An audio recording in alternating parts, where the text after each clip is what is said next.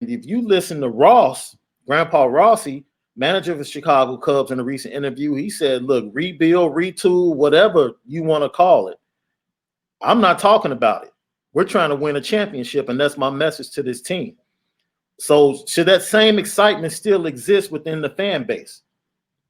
Yeah, listen, I understand the frustrations that Cubs fans have. When it's a lot of cold water got dumped on the fan base when they traded Yu Darvish the other day. Like when you see your best starting pitcher get traded for basically salary cap or salary relief, you're gonna feel some type of way. Like if you don't see Mackenzie Gore come back in that deal, you're gonna feel some type of way.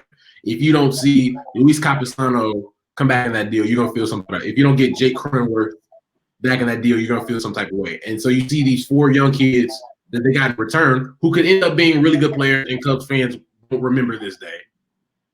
Yeah, it's gonna sting right now. And if you look at the situation that the Cubs put themselves in financially, look, they hadn't been winning. That's the God's honest truth. Like they had spent money. They've been in the top 5 in salary the last 4 seasons.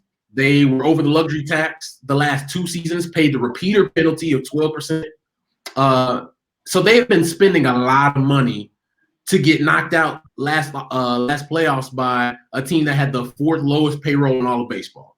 So to what end? At what point? And just from a baseball and business sense, why would you continue to spend that type of money if you're just gonna get bounced in the first round? Like that doesn't make much sense. So it was a priority. I reported it. Others have reported it. A priority from there to get under the luxury tax, to get under the collective bargaining threshold. Now that they've done that for the first time in years, they have breathing room. They can make some moves here in the offseason, whereas the last 2 off seasons, they haven't been able to do anything. Like they signed 1 major league contract last offseason. That was Jeremy Jeffress, and it worked out. But the fact that they couldn't make some other moves, you saw how that hurt them, this season. They didn't have quite the depth that they've had in the past. They weren't able to go, sign some guys that might have helped them complement the roster. So now what do you do with the money that you saved by not having Kyle Schwarber? The big chunk that you needed to get rid of in Darvish to stay under the cap now, you can, or not cap, but like to stay under the threshold, you can do a lot of different things. Now I'm not even gonna say probably, they won't be spending all of that money right now.